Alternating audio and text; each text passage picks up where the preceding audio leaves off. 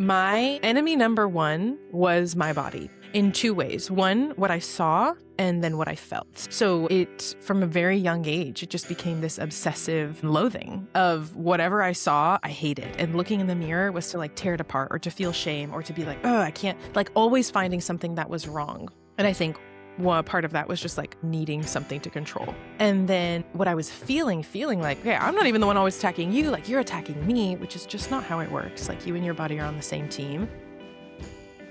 Well, welcome to the Truth and Fertility Podcast. I'm Haley Yeager today. I'm sitting down with Flo.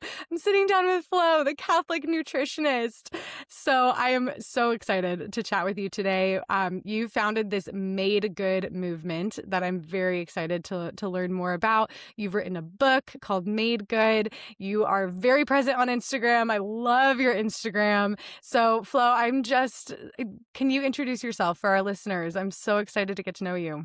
I would love to. I'm very, very happy to be here. So yes, our practice, the Catholic Nutritionist, we help women all over the country and all over the world restore their relationship with food and their body through food. Because I didn't know that I could do that. And I was suffering for so many years. And I was like, there has to be another way. And so I became a nutritional therapy practitioner. We also have fem instructors on the team. What we really, really care about is Catholic women having the tools and the support that they need to really transform the way they live their life. Ultimately, I know that you want to be healthy because you want to go live your very best life, like not because you want to be obsessive about your health. So really making sure that you understand the day-to-day, the practicals, and that you have the root cause approach that will keep you out of those really frustrating conversations where you're like, something's wrong. And they're like, no, you're drink more water, girl. So that's our mission. We get to work with so many women every year. My new book just came out this year, Overcoming the Lies That Keep Women at War with Their Bodies. And I'm just really, really fired up about Catholic women knowing where to go and how to change their life. It's amazing. I'm about halfway through your book and it is so good. It's just so practical. It's been challenging even to me to see just, you have an outline in there of what does your day look like hour by hour. And that was really challenging to me. And I want to go through that. But before I do, what gave you this passion? Like, do you have a story that, and I know you do because I've read part of your book. Can you share your story of what gave you this passion for specifically Catholic women having a healthy attachment to nutrition, healthy understanding of nutrition and health for our bodies? Yeah, the Catholic piece is really critical. I've had some people be like, that are not Catholic, be like, the Catholic nutritionist, like, like, how does that tie? Which if someone was like, I'm the Baptist nutritionist, I'd be like, wow, like, that's awesome. That's true. I would be like, you like really love being Baptist. But the reality is that first and foremost, in my past life before being the Catholic nutritionist, I was a missionary. I was a youth minister. Like my mission on earth is to make the Sacred Heart of Jesus known. Like all I want is for everyone in the world to be Catholic and know Jesus. That's it. And then on top of that, I think Catholic women speak a very particular language. And then it's so crazy that we're recording this on Our Lady of Fatima. Sorry if it's like supposed to be a secret what day we record, but no. May 13th, we're recording this. Yeah. Crazy, because that Our Lady kind of telling Sister Lucia, hey, the final battle will be against marriage and the family, is one of the driving forces behind our mission. Because Catholic women, of all people, this was like my realization. I was a missionary living in total chaos, completely at war with my body, like guns blazing every 30 seconds, destroying myself in the way that I was speaking and the things that I was doing, like really, really hurting myself, while spending every single day planning Bible studies. I want to make sure that every single girl knows the gospel and that she's a beloved daughter of God. And I was really passionate about theology of the body. And I had just learned how to chart, and I was like, everyone should know this, right? So it was like this strange duality of being at war within myself, and then also recognizing, wait, of all people in the world, let's be so real. The Catholic Church has the most developed understanding of the human person. It is where the fullness, the completeness, the complexity lives. Of all people in the universe, Catholic women should actually be the standard. We should be the models for what it means to understand the human person, honor the dignity of your body, because you're the one that understands TOB. You're the one that's really passionate about her vocation 50 years before she even meets her husband. Like, you're the one who wants to have so You're the many one praying babies. for her husband before You you know? have any clue. You started who he praying when you is. were 6. Like, let's be Yes. real. And Yes. there's just the depth of understanding and the passion for marriage, for love, for our vocations. Even if you're not going to get married, I'm about to start working with a whole group of sisters. Like, wherever you're going, your body's going with you. So realizing that there was this huge disconnect in my own heart of, I believe these things so deeply. Like, I will die for the gospel. And I want every single person to know it. And I put myself in really embarrassing situations as a missionary just to try and get girls to, like, maybe encounter scripture, even not even just anything at all. And then recognizing that, like, it wasn't how I was living, which shows that I can know something but not believe it fully in my heart for myself. And so we want to make sure that we create, I say we because we have a beautiful team and we work with so many women, but we really want to make sure that you feel, one, totally safe and free, which when we're talking about holistic wellness, we're all functional nutritionists on our team.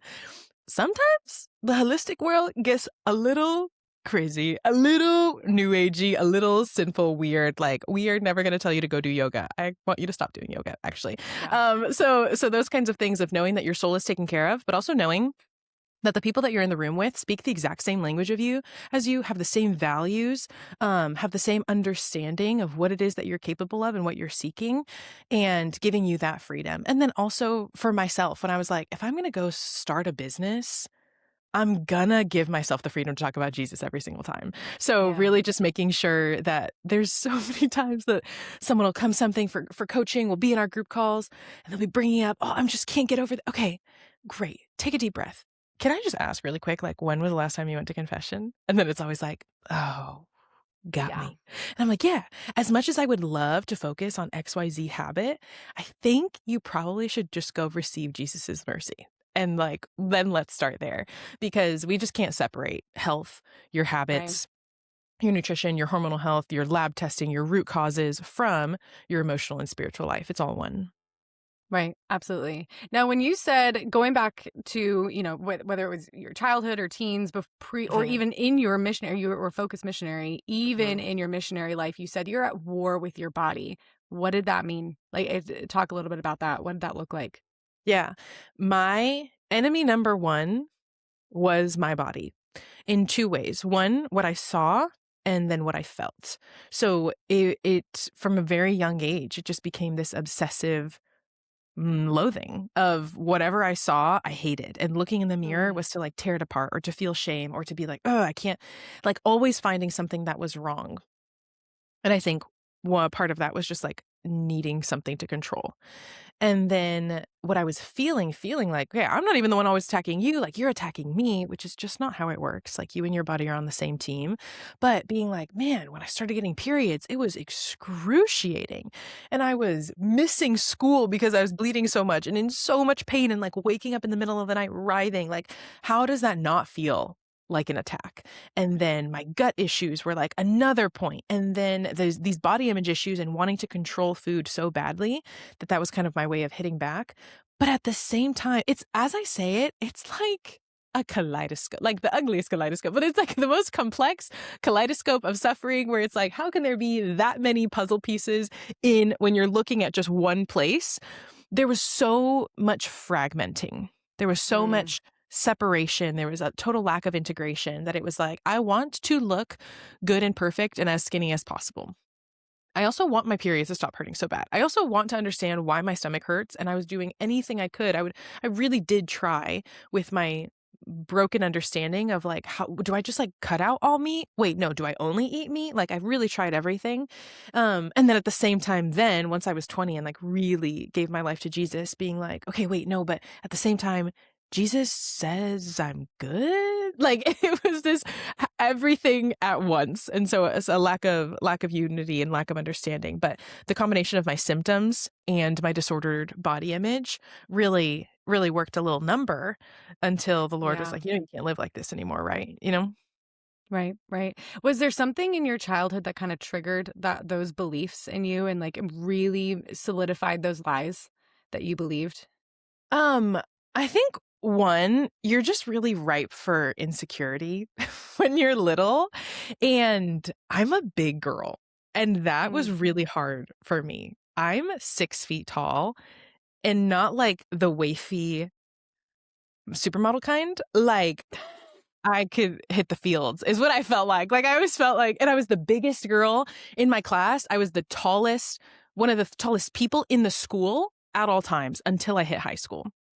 And just always feeling so big. I have a friend actually who is specifically the tall girl nutritionist. And I think that's so cool because she's That's so great. right. Like being a tall girl is just its own thing because you're like everyone else, all the other girls, all my other friends look like my children and I'm only 7. Like how is that? So I think that was a little challenging for me, even though at home it was always like, Blood, you're so beautiful. Your height's so amazing. Like everything about me was like, my mom was always so affirming. But when you're little, you're kind of just like, okay, you have to say that. You're my mom. Yeah. Yeah. So that was one puzzle piece. And then I think just needing control within like the chaos and the things that were kind of strange or whatever, or challenging or the things that I was struggling with. My brain just latched in. And this is also where I do really think understanding the spiritual warfare piece. Father Ripperger talks about how if we have a guardian angel, it might be plausible that we also have like this guardian demon. Like Satan just loves to imitate and Mm. pervert. So if the Lord Yeah. assigns you an angel to take care of you, then it could be possible that there's a demon assigned to study you and to watch Yeah. every single thing, right? I mean, And that's so C.S. Lewis. I just feel yeah, it's Screw Tape Letters, right? Yeah, that from is, birth. yeah. And maybe they were also watching multiple people in your family line. So like they know the certain struggles that have happened and that get passed down over and over and over. So I think there was just a weakness and a sensitivity in my heart that's a weak spot, that's an easy way to attack me. That's an easy thing for me to fixate on, and just like needing something to control. Yeah. Wow. So you became a missionary. You became a Hmm. focus missionary. You said somewhere in your 20s is when you had that moment of I'm giving my whole entire life to Jesus. Where was that turning point for you? Where did you what was it like bringing all of these insecurities, all of these lies, all of these beliefs about yourself? Where was that turning point where Jesus was like, "No, you're actually made good." Like when did that happen? What did that Yeah. look like for you? You know, it's funny. The turning point of me giving my life to Jesus was at 20. I'm going to celebrate my 10-year anniversary of like fully giving my heart to Jesus this summer. The actually receiving the fullness of you are made good and we have to restore these things happened years later Yeah. because at the point that I was giving my life to Jesus and like I'm a cradle Catholic, but I really didn't own it. I was ashamed of it, or I was like, this is private, or I didn't understand what it meant to have a personal relationship with Jesus. It just took me a minute. And so it was when I was finally 20 that I was like, I can't do anything without you. Like, I actually really need a savior. And at that point, it felt like he gave me a completely new heart and a completely new life within the span of like a few months. Everything changed. All of my friendships changed, like so much flipped. And I think in my head, I had always seen my struggles with food as like, oh, that was something I did in high school. And I was like, I got it handled, Jesus. Like I fixed it. We're past that. And I think that's also why in the book I talk so much about your scars and understanding like where your wounds live as scars of like, yeah, some things like don't really always go away. I have a scar on my finger from 6 years ago where I was a little ridiculous with a knife. Like they're these reminders of what we lived, and I didn't see it that way then. And so instead, I was like, we fixed that, we moved on, and I just didn't really talk about it. I also didn't understand the gravity of how wounding and how deep and dark that season had been and what that did to my heart and to my vision, right? When I think a lot about like my vision and my perception of my body. For anyone who struggles with body image, we really need to pray about our eyes. We need to pray about our perception of reality. Because if you have ever been like looking at old pictures of yourself and you're like, man, I looked really cute then. Like, why was I being so mean? But you think about it and you're like, I thought I was a whale. I thought I was so ugly. Like, I was just so cruel to myself. That's a sign that it's like, yeah, the reality is not there. There's a distortion of reality. There's a misperception. And that's why if you're that kind of person, I'm that kind of person, I need to pray about my vision, my perception all of the time. Because what I think I'm seeing is not usually real. And it takes me weeks, days, months sometimes to look back and be like, ooh, it literally even happened to me last month. I saw pictures of myself that I was like, oh, I don't really like how that looks. And I didn't wear a pair of pants for the rest of the trip. A month later, I looked at the pictures again. I was like, wait, what? Yeah. It Yeah. still happens. So praying about that vision. And I already I forgot think what the original question was. no, no, no, Sorry. that's okay. That's okay. No, this is great because I'm just thinking, salvation is a process. It is not a Yeah. one and done. That it is Yeah. not like we are constantly being purified. We are Yeah. being like our goal is to become Christ-like. And when Mhm. we believe these false things about ourselves, that is not being Christ-like. And that even though we can give our life to Jesus in a moment, which is great, we can do that. It is still a process. It is still an working over time of disbelieving those lies, of letting those knots become undone and actually seeing the truth of who we are and that we are made good as your whole mission is to say. And I think it's something that I see so many women think that they're going to muscle through. Like, I need to identify every single knot and I need to do the work of, it's not these like tiny little threads. It's like as if you were pulling apart rope knots of the kind of ropes that like tie ships up, like the biggest ropes you could possibly imagine, and being like, I'm the one that needs to do this and I need to be perfect and I need to be perfect and all those kinds of things, where I will be so real with you. I got a message the other day that was like, how did you decide that you wanted to get better? Because I really struggle to want that sometimes. And there were so many times and so many days I think about some of the things that I would tell my husband, and I can't understand it. But it just is such evidence of the work that Jesus does in silence and in darkness. Like he really does. I have to think about, in the Read of God where she talks about Advent being this like little seed. Have you read the Read of God? I've heard of it, but no, I don't think I read it. So I have clearly to it needs to recommend go it. on my And list. it's literally, it's one of the best books of all time. It completely transformed my view of Mary. Wow. But she talks about this like little seed in the ground and how Advent is that like no one else can see it. No one else can see what's happening. No one else can see what's growing. And it's the same thing in our suffering. Like your darkest moments, if you even give Jesus 1 inch of access, like if you're like, Jesus, this is all that I can let you into. I can crack the door. Like that's the most that I can do, but I'm going to let you be close to me. And I'm going to try and believe that you are close to me. Because I think the most difficult struggle in darkness is believing that he's there. But it's just that dark that you can't see who's right next to you. But if you flipped all the lights on, like he's as close as your very breath. But recognizing that work of healing, the work of restoration, that's his job. Like he is the hands that will mold and to shape you. And that's why it makes it a lot easier when you're not judging where you are in the process, where you're not judging, like, how could I still believe these things? How could I still be struggling with these things? Yes, go to confession, go to spiritual direction. Keep repenting over the sins, of course. But some of it is just being imperfect and being human and needing a savior. And I think that's the perspective that I wish every woman would hold, is knowing that just because you're not there yet doesn't mean he's not doing things you can't even recognize. And Yeah. sometimes it takes 1, 5, 10 years to be able to look back and be like, okay, you were in there the whole time, but it's just so painful and so uncomfortable. Also, sometimes I feel like he's just like, a little bit of anesthesia. We're going to do open heart surgery. Like, I need you to black out for this part because this would be so painful. And If that's a you were, mercy, I think. yeah, that's a mercy. And then you wake up and you're like, okay, wait, maybe this doesn't hurt as bad anymore. Yeah. Yeah.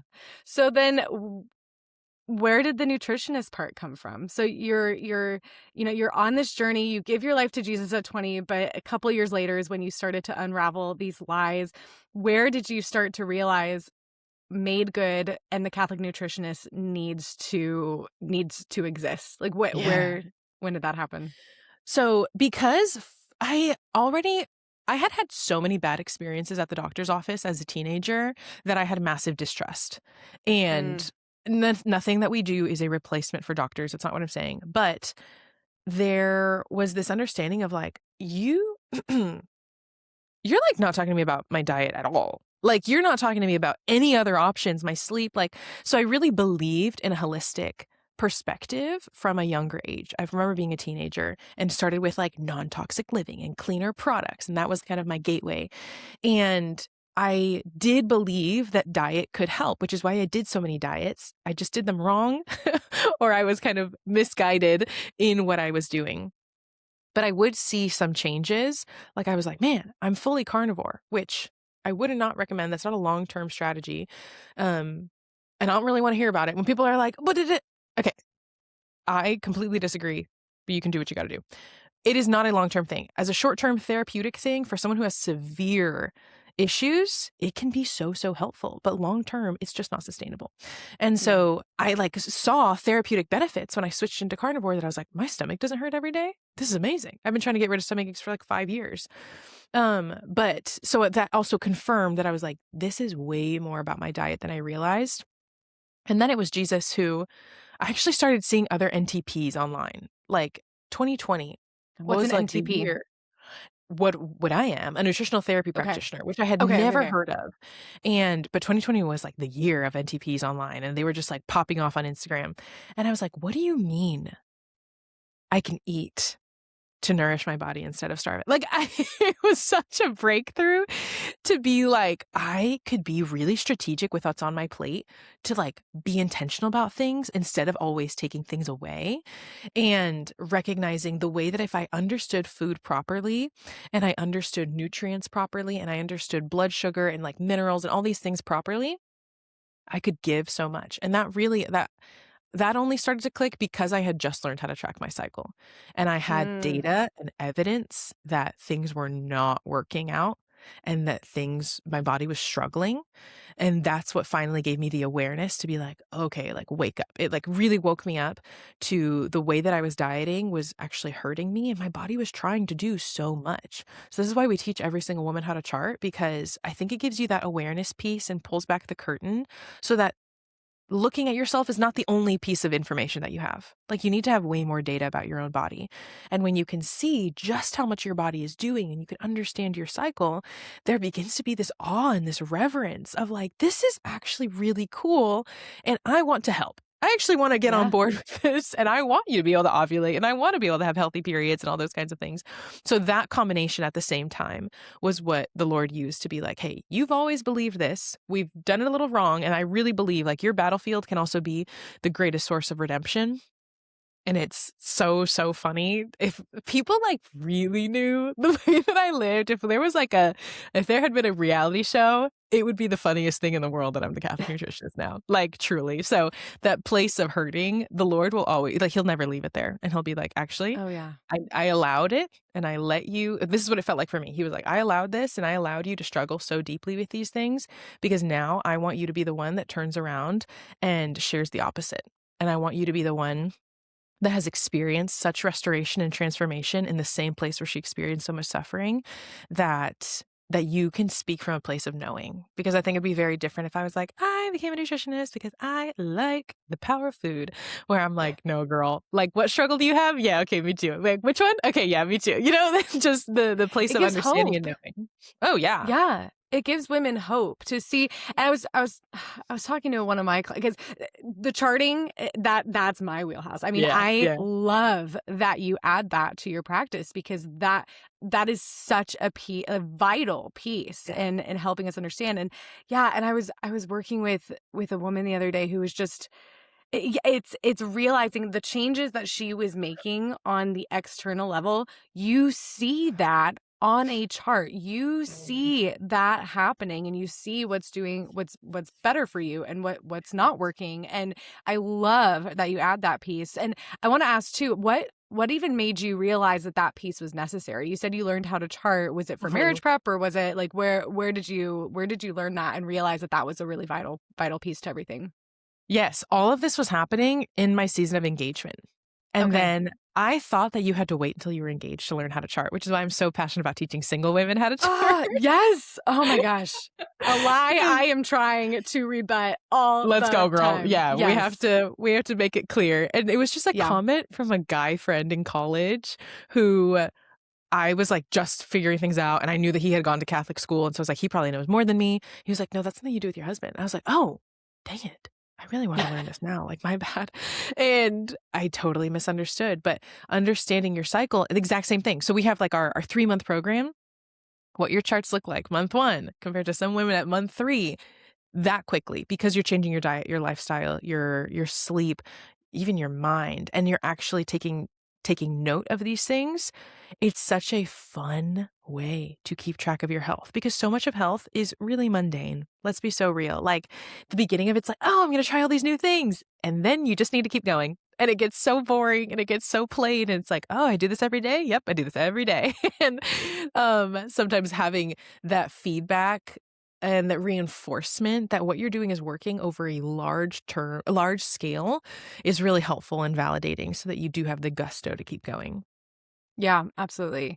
Can you give an example maybe of a client where when you were working with somebody, I mean, what do you do? Where do Yeah. you start? And I know every woman is starting from a different place, whether that is cycle issues or struggles with her weight or has pain or whatever it is, right? There's so many different um examples that you could bring to the table. But where do you start with most women? Is there just kind of a common ground that you start Yeah. with? Yeah, great question. Yes, because different women come with different symptoms or different goals or concerns. So one person, their main thing might be really irregular cycles, or they're not cycling right now. They're having absent periods. Someone else, it might be really intense IBS. Someone else, it might be just fatigue that they feel like they're 25 going on 85. So with all of those things, what do? We have to, one, begin with taking inventory. That's our very first step of you telling us everything that is going on. Because that's usually a missing piece, is how many times have you gone to the doctor's office and you're like, I have to like throw out as many symptoms as I can, and I only have 15 minutes with them. And then I feel like they didn't really ask any follow-up, where we can kind of start at a level 10 with you if we really do a solid intake. This is for your own mind and for our understanding. So for your own mind to be like, okay, actually on this day, May 13th, where am I at? Where is my body at? How do I start to quantify? What's the baseline that we're starting on? And then for us to understand what's the range of symptoms, we take those. For our VIP clients, we do deep dive testing. So we don't just have like symptoms, we have actual data that we get to pull. And then we're looking at this and looking for what are the patterns, what are the systems that are needing support, and what are the key foundations. In the end of the book, actually, I kind of outline the entire method that we use, or the foundations that we're running through, because we really take a foundational approach to health. So what does that mean? That means that you probably hear a million and one things from the health world. You probably hear 10,000 different ways to eat, things to do, what should be in your routine, what should be in your supplement stack. A lot of times, women are getting caught up in complexity before they even have the basics down. So I like to liken it to you're blowing all of your attention and your budget on the shingles of the house. What color should the shingles be? What shape should they be? What do we do, terracotta or porcelain? Whatever it is. I don't know anything about shingles. So like wasting a lot of time where it's like, yeah, that would probably be important at a certain point, but have we like spent any time on pouring out the foundation? Have we spent any time on the actual structure of the house? And that's what needs to come first. So we teach women first the foundations. So this is your blood sugar balancing, the easiest way to understand nutrition. The reason I think nutrition is so easy is because if you understand it from the perspective of balancing your blood sugar, you will cover at least half of your bases. So much easier to live that way. Your mineral balancing, your circadian rhythm is actually one of the very first things that we work on, because it is so absolutely critical. It runs the show. It runs every single step in your body. Your energy, your gut, your hormones, your mood, your skin health, like everything, your sleep, everything comes back to this internal clock that you have, this circadian rhythm where your body is trying to keep time. It's kind of like a conductor that wants to keep the orchestra playing all together. And when we have this circadian disruption, dysfunction, that our body doesn't know what time it's supposed to be and what it's supposed to be doing, this is where we see so much dysfunction and disease. So we focus on that first and primarily. Everyone that goes through our program leaves being like, I get it, I'm a circadian queen. And then your movement, your exercise is very critical, and just understanding your nervous system and how to take care of your mind. So those are kind of some of the core components that we're working through alongside your testing, your data, and what your specific concerns and goals are. Yeah, and I love that. And I love that because you're right, in a traditional doctor's office, you do have about 10, 15 minutes to say, blah, blah, blah, here's everything that I've ever experienced in my life ever. Please heal me. And it's like, okay, here's a prescription. Goodbye. Yeah. And Yeah. yeah, not to put doctors down because they're doing the best they I can know. with the There's time really, that they really good have. ones. But of And then course, there's there really are bad ones. very, very good ones. And yes, but that is true. I mean, doctors are. I'm so grateful that there are people like you who do really take that deep inventory, take the time to really understand every single piece of the puzzle to really personalize it for women too. I want to ask you too, something you have in your book about, I think you called it the Mary method, or I don't know if method is Mary the right word, test. but Mary test, yes, where you're taking a look at your day. That really struck me. So can you tell our listeners more about that? Because it's just, I think, a good starting point to just even take an observation of what does your day actually look like, and let's maybe start from the basics. So can you talk about that, the Yeah. Mary Can you test? tell me why it struck you before I explain it? Because when you are thinking about bringing Mary along in your day, Mhm. and she is doing every single thing that you are doing, including the scrolling, including the yelling at your children, including my poor kids. I love them. Including all of those things, right? I mean, you can also see the good. She's praying with you. She's Yeah. reading the gospel with you. She's making dinner with you, but she's also doing all the negative things too. She's scrolling with you at the end of the night, and she's doing all those things, and that puts it in perspective. And that really struck me. So Mm.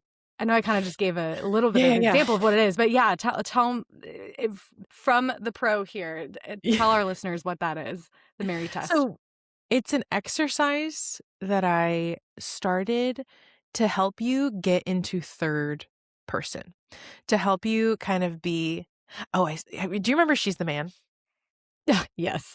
Okay. Do you remember when she's like, as a third party with no personal opinion in the matter? Like, she's like, I'm just observing from the Yeah. outside, and she's totally in the party. Yes. Yeah. I love her so much. It's in the book. I literally wrote it out like that in the book. And I was like, Freddie, She's the Man fans, they'll find it in there. Yes. That's awesome. But I want you to step out as a reporter, as like a journalist on your own life, with no personal opinion in the matter, right? Because sometimes it's like, oh, I know everything that I'm doing wrong, and you get into the shame spiral. That's not helpful. We're not going to move through that very easily. We're not going to experience like transformation and healing by like beating ourselves up about everything we're doing wrong. We really just want to zoom out for a second and be like, on paper, what is this? One of the easier ways to help your brain shift into that is the same way that people are like, if the person that you love the most, like, switched bodies with you right now, how would you want them to take care of it? How would you take care of them?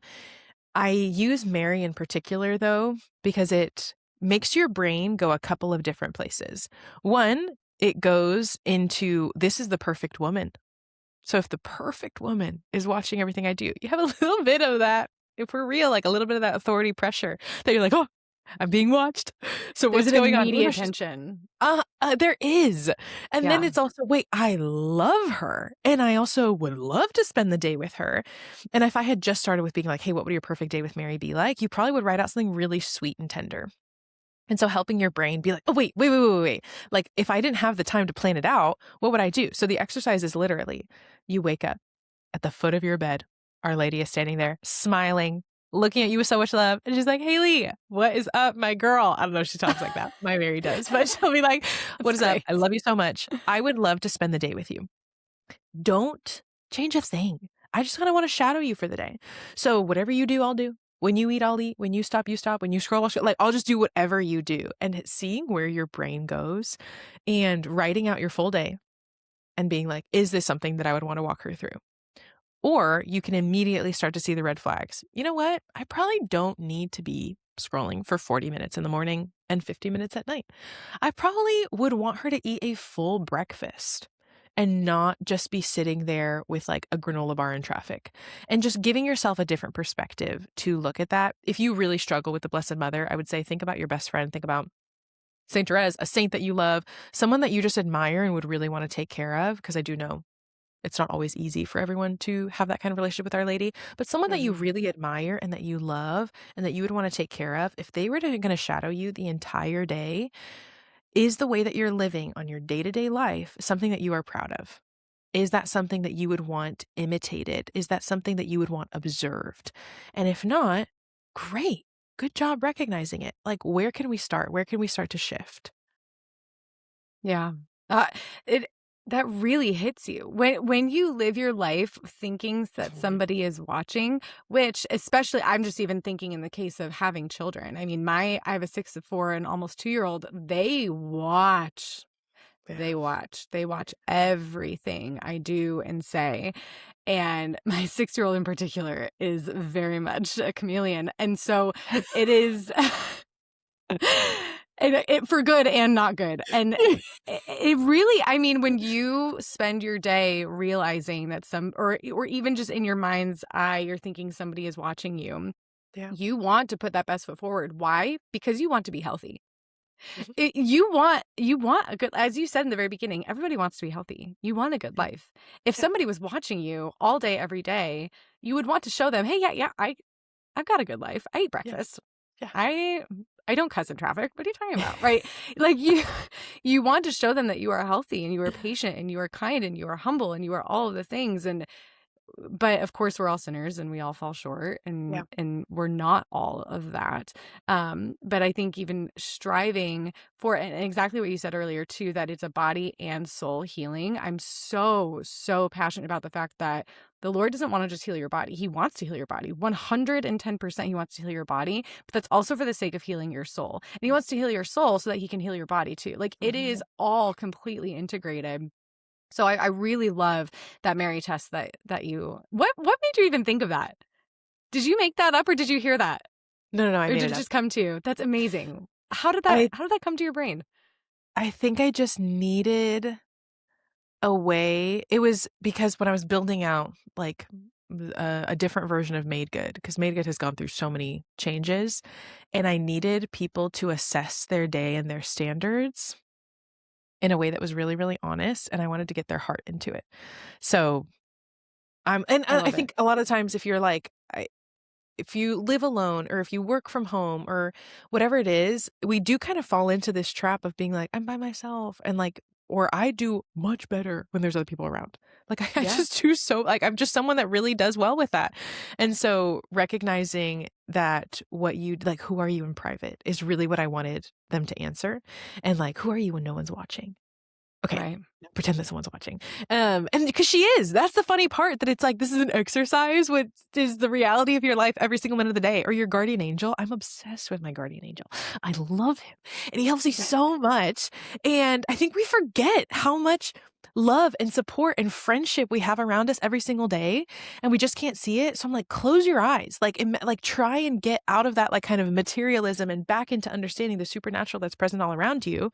Also, because I'm really intense about spiritual warfare, and I'm like, I need you to understand that there are Yeah. eyes. And then he prowls Yes. around like a lion, and like not to freak you out, but you have to understand both to be able to live well because it's in the silence, it's in you being alone, it's in what Right. you're doing behind closed doors. That is either like the greatest source of your transformation and sainthood, or I was about to say the path to hell, and I was like, hey, hang on.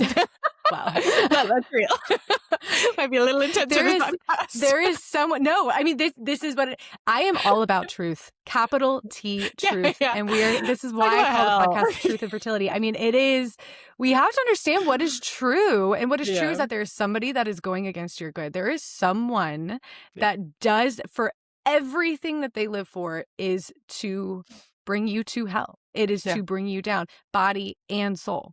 And yeah. and it is in those lies of believing that I am ugly, or I am too big, or I am too small, or I am Mhm, too this, or not enough that those are the lies that are bringing us down. And what you are doing in this made good method and this made good movement is you are saying no, but there's somebody that doesn't want your good, but there's another bigger human mhm, being, mhm. deity, true God, one God that wants your good, who is Yeah. so much stronger than anything else. Oh, yeah. So you talked about how Made Good has gone through different phases, I guess. So Mhm. what is it now? What does it look like now? What are you doing now? It's it's in its last version of what it is, and then in 2 months, it's about to change again. We're about to go through our big rehaul. But what it Okay. is right now, the core is that you need personalized care, you need community, and you need understanding. So these are like the pieces. We've worked with hundreds of women. And especially a few years ago, I started to reassess and be like, why are some women excelling so much more quickly than others? And I realized the girls that were in the group were changing significantly faster than my one-on-one clients, which was crazy because you think, oh my gosh, I need all of this one-on-one, just me and my nutritionist. And I thought that I was giving them like the most important thing because I was like, we have alone time every week or every other week. Like it was so much one-on-one work. And what I realized was it was actually creating a little bit of like an echo chamber and a vacuum. And that I was like, man, this sweet angel, Sally is telling me something that Trisha told me 2 weeks ago. And I wish she would have heard when Trisha was going through that, because she would totally see that this is not that big of a deal and she can move through this, right? And so recognizing the need for women healing and community is our biggest thing. And it's I think what makes this so different is that we want to create an atmosphere where if we're talking about changing your brain and changing the way that you have been living and changing your habits that you have maybe had for 5, 10, 15 years, that's some pretty deep work. And so one of the fastest ways to speed it up and to override some of the struggles and hiccups that come in that is showing your brain what's possible. And what's better than it being other human beings who are around the same age, who are the exact same, have the same desires, have the same outlook. They're also Catholic. They have the same belief. They have the same like core why as to why they're willing to put themselves into this position. Why are they willing to do this work? Why are they willing to spend the money, time, energy to change their life? And you get to borrow hope all the time. We just finished up a cohort and the last call was the girls being like, I remember one of the girls was sharing about how much her perception of herself has changed and she saw it in the dressing room. She like went to the dressing room, she tried on a dress that she never would have tried on and she tried it on and she liked it. And like the way that she was looking at herself and speaking to herself in that dressing room, she was like, I see the 3 months of work that I've been doing and I'm a completely different person than I was. Immediately after, someone else was on the call crying, being like, I hear that. I'm not there yet. And I really want to be. And because you said that, I believe that that's possible for me. And that is Wow. just so powerful. And your healing journey, it doesn't always have this like super clear kind of peak and summit, but instead, if you can kind of constantly borrow hope from other people, that's really critical. So then we really care about forming the mind as well, that you actually understand these things for yourself. As easy as it would be for me to just sell like meal plans, and I will be sharing a lot more recipes on YouTube and all those kinds of things. Like I'm Sure, going to there's be doing that. practicals. Yeah. Yeah, like you need to understand these things for yourself so that you understand principles. The same thing when it comes to theology and faith. Like sometimes people can ask you something that you're like, okay, I actually don't think I've exactly thought about that question. But based off of these theological principles that I do know, the things that I know are truth, dogmas that I understand, this is what I think the direction would be that we would go in, right? That's like how we can kind of discern a lot of things. Or sometimes if it's like, is this a sin? You can kind of go through and be like, shaking a few things out. You have to understand principles in order to understand nuance. So before Right. you can get into making nuanced decisions, if you have those principles down first, your whole life is a whole lot easier. And then that personalization piece, which is what we're shifting and moving around a little bit, especially for this next cohort that's about to start, because I really, really, really have seen too much data. I have seen too many patterns of what it is that the average woman is struggling with, that we're getting really, really specific, especially this next group, on what it is that we're testing and how we can help you understand the way that you need to be eating and living. So that personalization piece is helping you understand your symptoms, but also giving you a really clear-cut protocol so that you have something that's built for you and it's tailored to you, and that you can kind of follow the plan and not just be making random things based off of reels that you've been watching Yeah. and like hoping it sticks.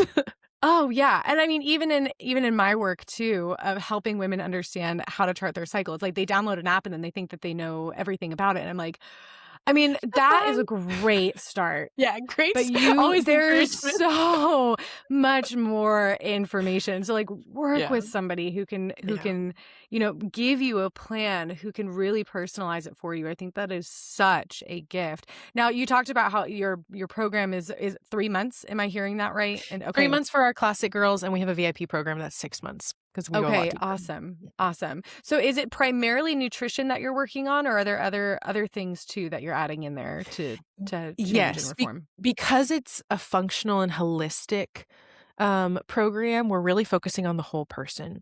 So you're going to use your food in a very strategic way. We also want you to understand exercise in a very particular way. We also want you to understand your daily rhythms, your sleep, your habits, the way that you live in that.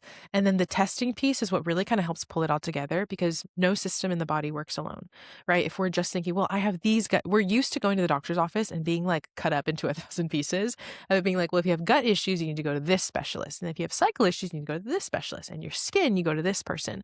But how do we kind of look at it as a whole? Because that's not how the body works. The body Right. doesn't just separate everything and it ignores each other. It's all working together. So is your acne coming from an infection within the gut that is also then triggering certain dysfunction within your cycle? Great. Let's put it all together. Let's make sure that the order of events makes sense and let's address it all. So we're really looking about how you live your daily life.